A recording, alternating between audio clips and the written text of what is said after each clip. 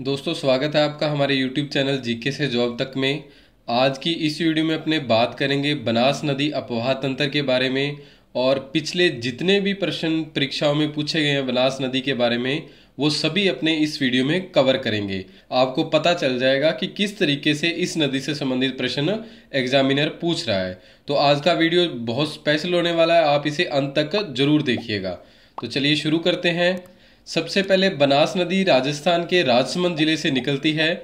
उसके बाद आप मैप में देख सकते हैं यह बिल्कुल थोड़ा सा चित्तौड़गढ़ जिले में प्रवेश करती है। आगे भीलवाड़ा जिला, अजमेर, टोंक और सवाई माधोपुर जिले तक आगे यह जाती है और सवाई माधोपुर में यह चंबल नदी में मिल जाती है। इस प्रकार राजस्थान के 6 जिलों से गुजरती है। कौन कौन से हुए? राजसमंद, चित्तौड़गढ़, भीलवाड़ा, अजमेर, टोंक और सवाई माधोपुर। परंतु एग्जामिनर इस तरीके से भी प्रश्न पूछ रहा है कि बनास बेसिन के अंतर्गत राजस्थान के कौन से जिले आते हैं। तो इसके अंतर्गत राजस्थान के 12 जिले आते हैं। 6 जिले तो आपने देख लिए जिनमें से यह नदी गुजरती है और 6 जिले उदयपुर, प्रतापगढ़, बूंदी, जयपुर, दौसा और करौली, यह भी बनास बेसिन के अंतर्गत आते हैं। अब बेसिन दोस्तों उसे कहते हैं जो मुख्य नदी है उसकी जो सहायक नदियां हैं वो भी अपना जल लाकर डालती हैं। मान लो कोई नदी उदयपुर से आकर अपना जल अगर बनास नदी में डाल रही है तो यह जो उदयपुर का क्षेत्र है या उदयपुर जिला भी बनास बेसिन के अंतर्गत आएगा। एक बार परीक्षा में यह प्रश्न पूछा गया था कि बनास बेसिन के अंतर्गत मुख्य क्षेत्र कौन सा है, तो भीलवाड़ा जिले का जो क्षेत्र है वो बनास बेसिन के अंतर्गत मुख्य रूप से आता है। चलिए आगे दोस्तों अपने देखते हैं। अगर वीडियो अच्छी लगे तो प्लीज इसे लाइक, शेयर और कमेंट जरूर कीजिएगा। जो बनास नदी का उद्गम है दोस्तों यह खामनोर की पहाड़ियां राजसमंद से होता है। कहां से होता है? खामनोर की पहाड़ियां राजसमंद से बनास नदी का उद्गम होता है। यहां से यह नदी निकलती है और आगे जाके चंबल नदी में मिल जाती है। तो अपने कह सकते हैं कि बनास नदी चंबल नदी की सहायक नदी है। इसके बाद इस पर जो मुख्य नंदसमंद बांध बना हुआ है राजसमंद जिले में ही। कहाँ बना हुआ है? राजसमंद जिले में बनास नदी पर नंदसमंद बांध बना हुआ है। अब वेरी वेरी इंपॉर्टेंट है दोस्तों, इस बांध से संबंधित बहुत बार परीक्षा में प्रश्न पूछे जा चुके हैं।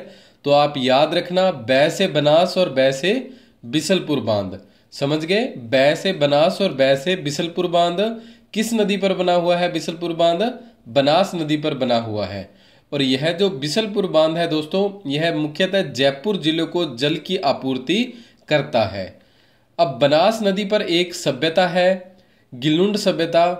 गिलुंड सभ्यता के लिए जो विशेष है परीक्षा में जो अक्सर पूछा जाता है, यहाँ पर क्या है, मृद बांडों पर हिरण के चित्र मिले हैं। मृद बांड दोस्तों मिट्टी के बर्तनों को कहते हैं, उन पर क्या है, हिरण के चित्र गिलुंड सभ्यता से अपने को प्राप्त हुए हैं। दूसरा जो इसके बारे में मुख्य है, सरसों के अवशेष भी अपने को गिलुंड सभ्यता से प्राप्त होते हैं। अब दोस्तों राजस्थान में पूर्ण बहाव की दृष्टि से अगर बात करें तो सबसे बड़ी लंबी कौन सी है? बनास नदी है। पूर्ण बहाव की दृष्टि से बात कर रहे हैं अपने, आप ध्यान रखिएगा। अगर पूर्ण बहाव का पूछा गया है तो ही आपको आंसर में बनास नदी को टिक करना है, अन्यथा नहीं करना है। अन्यथा आपको किसे करना है? चंबल नदी को टिक करना है अगर राजस्थान की सबसे लंबी नदी पूछे तो। परंतु अगर पूर्ण बहाव की दृष्टि से पूछे तो आपका सही आंसर कौन सा होना चाहिए? बनास नदी होना चाहिए। अब रही बात दोस्तों इसकी लंबाई की, तो इसकी लंबाई आपको 480 किलोमीटर और 512 किलोमीटर यह दोनों ही देखने को मिलती है। तो ऐसा प्रश्न अभी तक परीक्षा में नहीं पूछा गया और ना ही पूछा जाएगा कि बनास नदी की लंबाई कितनी है, क्योंकि यह कोई फिक्स नहीं है, किसी किताब में दिया नहीं है, या दिया है तो वो अलग अलग दिया हुआ है। अब बनास नदी के जो उपनाम है दोस्तों इसे वर्ण आशा या वन की आशा और विशिष्टि के नाम से जाना जाता है। ये तीनों नाम आपको याद रखने हैं। कौन कौन से हुए? वर्ण आशा, वन की आशा या विशिष्टि, यह तीनों नाम आप याद रखिएगा। अब आगे है बनास नदी से संबंधित कि टोंक जिले को यह नदी 2 भागों में विभाजित करती है। याद रखिएगा, ऐसा कौन सा जिला है जिसे बनास नदी 2 भागों में विभाजित करती है? टोंक जिले को 2 भागों में बांटती है। अब दोस्तों बात आती है बनास नदी की सहायक नदियों की।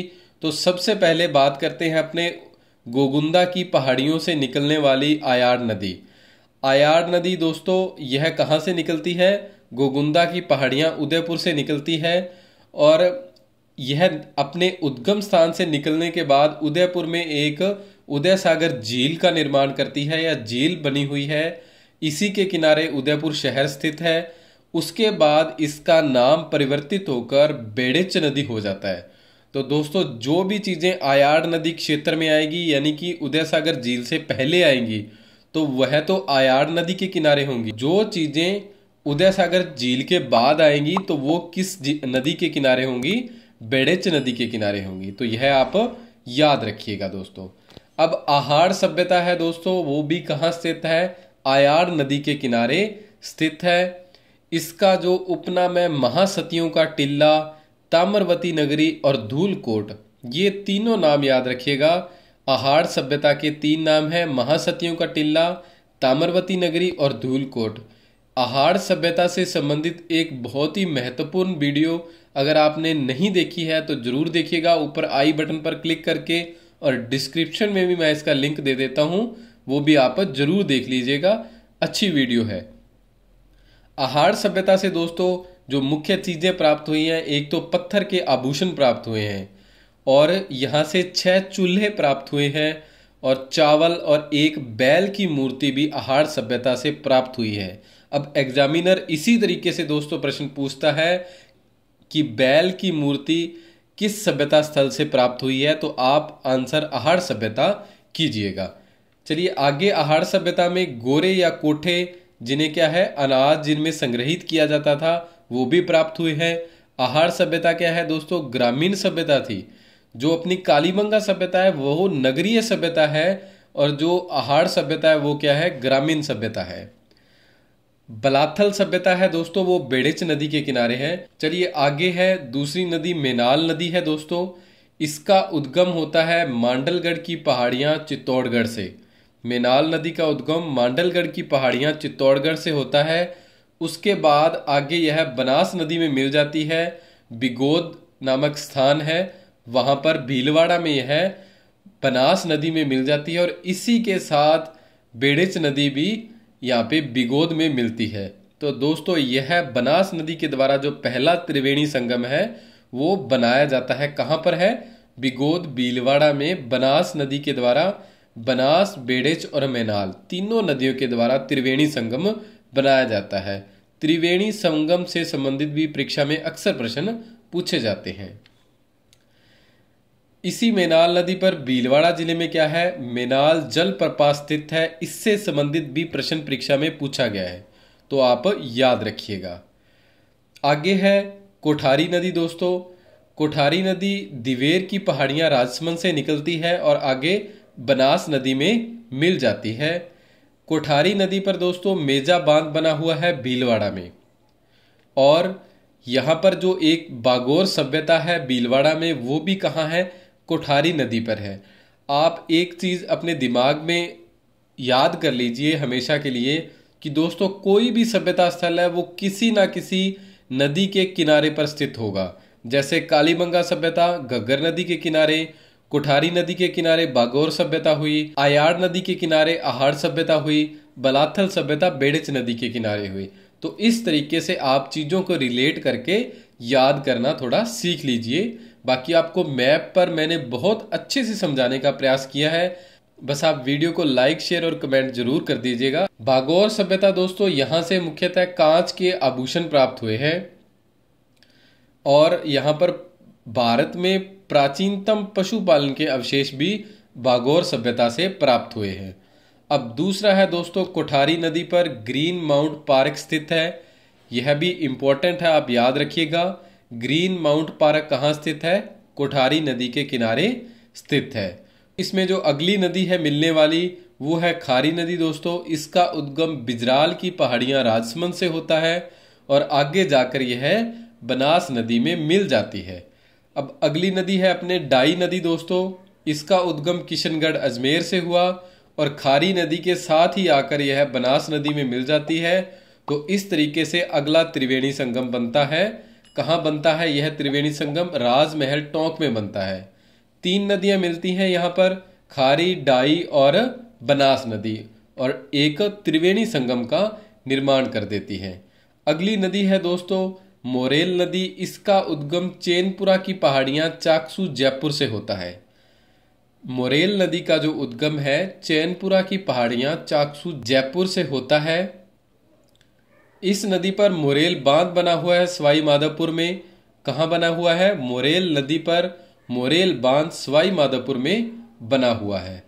अब दोस्तों अगली नदी या अंतिम नदी कहें अपने, इसमें मिलने वाली बनास नदी में या चंबल नदी में, श्योपुरा मध्य प्रदेश से यह नदी निकलती है। सीप नदी है जो क्या है चंबल नदी में जाकर मिल जाती है।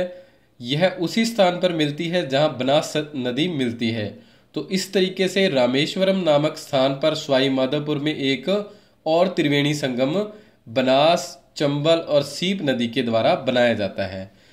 दोस्तों जो बनास नदी है यह सर्वाधिक राजस्थान में जो जितने भी त्रिवेणी संगम है इसी नदी के द्वारा बनाए जाते हैं। ये जो इम्पोर्टेंट त्रिवेणी संगम थे मैंने आपको बता दिए, इनसे संबंधित ही परीक्षा में प्रश्न अक्सर पूछे जा रहे हैं। एक चीज आप इम्पोर्टेंट और है, याद रखिएगा कि जो त्रिवेणी संगम होगा दोस्तों वहां पर एक भगवान शिव का मंदिर वहां पर जरूर होगा, वो भी आप याद रखिएगा। चंबल नदी से संबंधित दोस्तों एक बहुत ही स्पेशल वीडियो बनी हुई है जिसे अब तक लगभग 2 लाख विद्यार्थी उसे देख चुके हैं। तो आप भी अगर नहीं देखी तो उसे जरूर देखिएगा, डिस्क्रिप्शन में उसका लिंक दे दिया है। अब दोस्तों परीक्षा में जो भी बनास नदी से संबंधित प्रश्न पूछे गए हैं वो अपने जल्दी से कवर कर लेते हैं। तो पहला प्रश्न है, राजस्थान की किस नदी को स्थानीय भाषा में वन की आशा कहा जाता है? तो आप देख सकते हैं यह 2 बार प्रश्न पूछा जा चुका है। तो इसका राइट आंसर आपको पता है कि बनास नदी का यह उपनाम है। अगला प्रश्न है, इनको सुमेलित करना है त्रिवेणी संगम को और नदियों को, कि स्थान दे रखा है अपने को और त्रिवेणी संगम बताना है कि ये किन किन नदियों का है। तो आप देख सकते हैं इसका सही आंसर होगा 3 नंबर, बिगोद नामक स्थान पर बनास, बेड़ेच और मनाल नदी मिलती है। राजमहल में बनास, डाई और खारी नदी मिलती है। रामेश्वर घाट में बनास, चंबल और सीप नदी मिलती है। और बेणेश्वर नामक स्थान पर सोम, माही और जाखम नदी मिलती है। दोस्तों ये चारों के चारों त्रिवेणी संगम इंपॉर्टेंट है, आप इन्हें याद रखिएगा। अगला प्रश्न है, बेणेश्वर 3 नदियों के संगम पर अवस्थित है, निम्न में से कौन सी नदी इसके अंतर्गत नहीं है? तो इस तरीके से घुमाकर एग्जामिनर प्रश्न पूछता है, आप देख लीजिए। तो इसका सही आंसर होगा बनास नदी। बनास नदी क्या है, इनके त्रिवेणी संगम पर नहीं स्थित है बेणेश्वर नामक स्थान में। तो ये माही, सोम और जाखम 3 नदियों का संगम होता है कहाँ पर? बेणेश्वर में। अगला है, नदी बतानी है अपने को और उसकी जो सहायक नदियां हैं वो उसके साथ मैच करनी है। तो ये प्रश्न भी 2 बार पूछा जा चुका है। तो इसका सही आंसर होगा पहला पॉइंट, चंबल की सहायक नदी होगी पार्वती, बनास की सहायक नदी होगी खारी और बेड़ेच, लूणी की सहायक नदी होगी सूकड़ी और जवाई, और माही नदी की सहायक नदी है सोम और जाखम नदी। अगला प्रश्न है दोस्तों, राजस्थान राज्य में भू क्षेत्र की लंबाई की दृष्टि से नदियों का सही आरोही क्रम क्या है बताइए? तो अपने आप देख सकते हैं कि एक्चुअल फिक्स लंबाई आपसे कभी भी क्वेश्चन में इन नदियों से संबंधित नहीं पूछेगा। अगर पूछेगा तो जैसे गंगा नदी है, इस तरीके से जो बड़ी नदियां या मेन नदियां हैं उनके बारे में पूछ सकता है। तो इसका जो सही आंसर होगा वो पहला होगा। अपने को आरोही क्रम में कहा है कि तो अपने क्या करेंगे, सबसे पहले सबसे छोटी नदी, फिर उससे बड़ी, फिर उससे बड़ी और अंत में सबसे बड़ी। तो आप देख सकते हैं यहाँ पे सबसे छोटी नदी है कांतली नदी। तो कांतली नदी की जो लंबाई है 100 किलोमीटर है। और उसके बाद है चंबल नदी, इसकी लंबाई राज्य में है 322 किलोमीटर। फिर है लूणी नदी, तो इसकी लंबाई 330 किलोमीटर। और जो बनास नदी है इसकी लंबाई है 512 किलोमीटर। लंबाई से संबंधित यानी कि फिक्स क्वेश्चन इसलिए नहीं पूछता क्योंकि अलग अलग किताबों में आपको अलग अलग लंबाई देखने को मिल सकती है। चलिए अगला प्रश्न है दोस्तों, नदी जिसका अपवाहक क्षेत्र सर्वाधिक है। तो इसका सही आंसर होगा बनास नदी। इसका अपवाहक क्षेत्र क्या है, सर्वाधिक है, आप नीचे देख सकते हैं। तो इसका कुल अपवाहक क्षेत्र 45,833 वर्ग किलोमीटर है। अगला प्रश्न है दोस्तों, आयाड़ नदी का नाम उदय सागर के बाद क्या हो जाता है? तो इसका नाम उदय सागर के बाद बेड़ेच नदी हो जाता है। अगला प्रश्न है, राजस्थान में राजसमंद जिले में कुंभलगढ़ के निकट खामनोर की पहाड़ियों से निकलने वाली नदी का नाम क्या है? तो क्या है? बनास नदी है। कौन सी नदी दोस्तों? जो राजसमंद जिले में कुंभलगढ़ के निकट खामनोर की पहाड़ियों से निकलती है, अपने पीछे पढ़ के आए हैं, वो कौन सी नदी है? बनास नदी है। बिसलपुर बांध किस नदी पर बना हुआ है? आप देख सकते हैं यह प्रश्न भी 2 बार पूछा जा चुका है। तो बिसलपुर बांध बनास नदी। टोंक जिले में बनास नदी पर स्थित बिसलपुर बांध राजस्थान की सबसे बड़ी पेयजल परियोजना है, जिससे क्या है, जयपुर शहर को मुख्यतः जल आपूर्ति होती है। बनास बेसिन का मुख्य क्षेत्र किस जिले में है? तो इसका सही आंसर भीलवाड़ा जिला है, अपने करके आए हैं। 12 जिले इसके अंतर्गत आते हैं, जिसमें से मुख्य अपने भीलवाड़ा जिले को बनास बेसिन के अंतर्गत रखते हैं। मांडलगढ़ के निकट त्रिवेणी संगम पर कौन सी नदियां मिलती हैं? तो इसका सही आंसर होगा बेड़ेच, बनास और मैनाल। ये 3 नदियां मांडलगढ़ के निकट मिलती हैं। तो आप इसकी जो व्याख्या है वो देख सकते हैं। दोस्तों, आपको हमारा यह प्रयास कैसा लगा? प्लीज़ वीडियो को लाइक, शेयर, कमेंट करके ज़रूर बताइएगा। आपको मैंने समझाने का पूरा प्रयास किया है। अब आपको कितना समझा है ये तो आपके वीडियो पर कमेंट देखकर और लाइक देखकर ही पता चलेगा। तो आप सभी का बहुत बहुत धन्यवाद। जय हिंद, जय भारत।